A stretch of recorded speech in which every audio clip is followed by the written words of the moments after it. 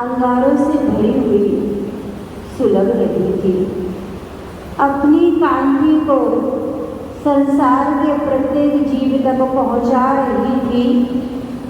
उस अंगीठी में से एक अंगारे के मन में भावना आ जाती है कि इस संसार के प्रत्येक जीव की ठंडी को दूर करने वाला मैं ही हूँ।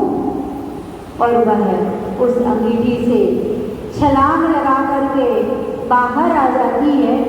जैसे ही वह अंगीठी से अंगारा बाहर आता है कि हवा के झोंके से कुछ ही क्षणों के बाद वह अंगारा राख हो जाता है। बस यही जीवन में छोटी सी बात को हमें समझना है कि जब जीव के अंदर अहंकार की भाषा आ जाती है, मैं की भाषा उत्पन्न हो जाती है, तो निश्चित रूप से मान लेना वह जीव अधोगति की ओर पलायन कर जाता है और उस जीव का संसार परिभ्रमण बढ़ जाता है। उसका संसार कम नहीं होता है जब तक हम अंदर से अहंकार को नहीं निकालेंगे, सरलता सहजता ऋजुता नहीं लाएंगे, तब तक हम उस अवस्था को प्राप्त कैसे कर पाएंगे। परमात्मा के समक्ष आकर के हमने पूजन कर ली, विधान भी कर लिया, लेकिन परमात्मा के समक्ष हमारे अंदर का जो भाव नहीं निकला, वह कैसे उस अवस्था को प्राप्त करा पाएगा। तो हमें आत्मा को परमात्मा के समक्ष लाने के लिए अहंकार मैं की भाषा को हटाना पड़ेगा। रावण के अंदर क्या था? अंदर क्या था और बाहर क्या था? अंदर तो अहंकार विराजमान था और बाहर सोने की लंका। किसी के पास कितना सोना है? कितने किलो होगा? गौतमपुरियों वासियों के पास तो सोना ही सोना है, क्योंकि जब सोना है तो घर में ही तो सोना है, और सोना भी घर में है, सोना भी घर में है और सोना भी घर में है, दोनों ही है। और जो पूर्ण आत्मा जीव है वो परमात्मा के समक्ष बैठे हुए हैं, परमात्मा की आराधना कर रहे, विधान इत्यादि कर रहे हैं। तो रावण के पास अंदर अहंकार था और बाहर में सोने की लंका थी, तो वो क्या रावण रहा या रावण की वह सोने की लंका रही? क्या बचा? न अंदर का अहंकार बचा और न वह सोने की लंका बची। न रही है सोने लंका, न रहा है घर बिरावर, लंका भी हो गई है, लंका भी हो गई है, देखो रात जलते जलते। पर सोने की लंका भी राख हो गई और वह रावण भी राख हो गई।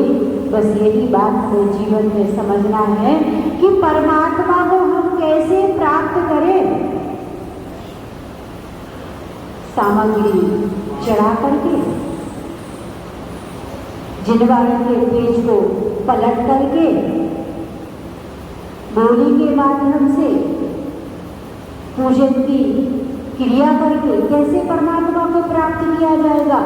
जब तक हम अंदर की पूजा को, कौन सी अंदर की पूजा?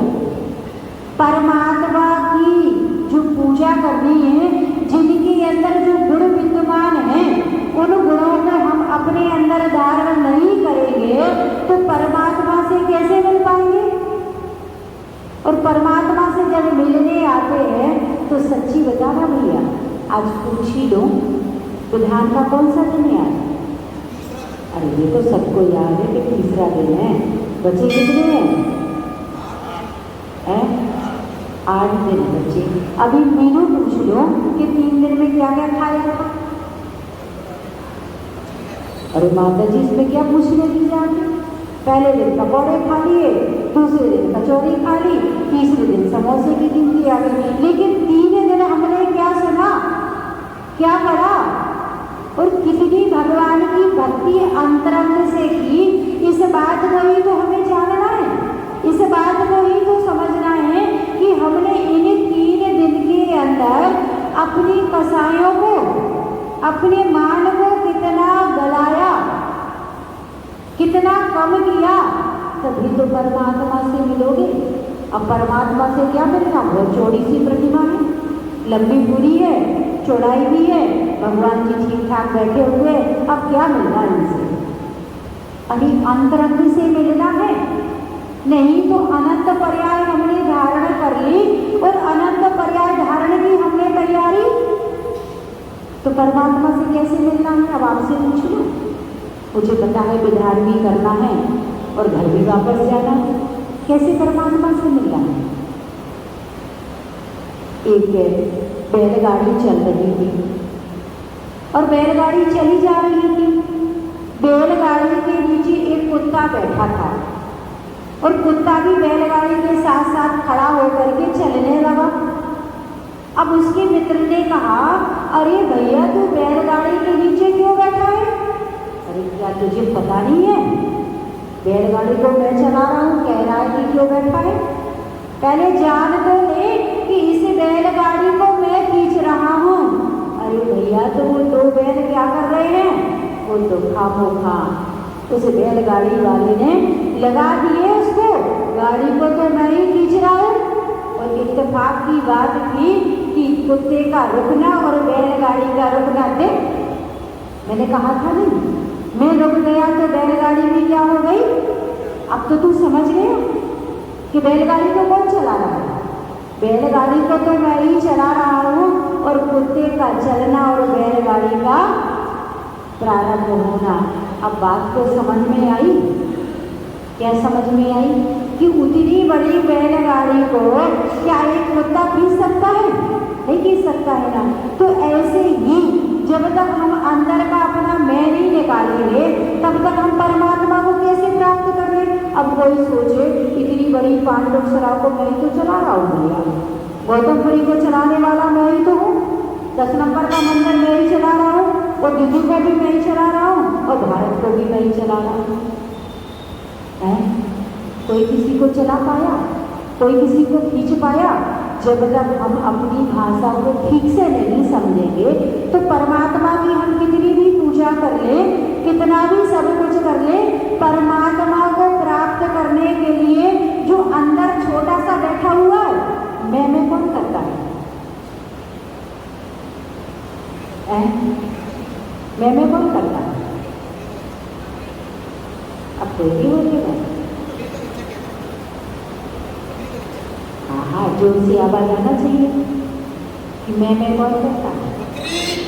वाह, ये तो कितनी जोर से दहाड़ के कह दिया कि मेरे अंदर वो मैं है, अभी वो शब्द अंदर है और जब तक मैं नहीं निकलेगा तो इन मैं को हम कैसे प्राप्त कर पाएंगे। और इनको प्राप्त करने के लिए अंदर से हमें मैं को निकालना पड़ेगा। इस बाहरी पदार्थों का परित्याग, सोना चांदी रुपया परिग्रह इत्यादि का जब तक हम त्याग नहीं करेंगे तब तक हम परमात्मा को प्राप्त नहीं करेंगे। तो किस किस को भगवान को प्राप्त करना है, किस किस को भगवान को प्राप्त करना है। बस बाकी लोगों को कहाँ रहना है, बाकी लोगों को कहाँ रहना है। अब माधव जी कहाँ रहना है, गौतमपुरी का स्थान कुछ फीका सा लग रहा है तो कहीं बड़ी कॉलोनी में चले जाए, अब उधर तो रहना नहीं, कहाँ रहना है। अरे परमात्मा को निहार लो, तो जिसने परमात्मा को निहार लिया तो किराए का घर छूट करके आपका एक शाश्वत निश्चित एक जो आपका स्थान है वह स्थान है सिद्ध सलाह, उसको प्राप्त कर लोगे और संसार के परिभ्रमण से छूट जाओगे। ऐसी पवित्र भावना के साथ जय गुरुदेव परम पूज्य आचार्य गुरुदेव श्री वसुनंद जी मुनि महाराज की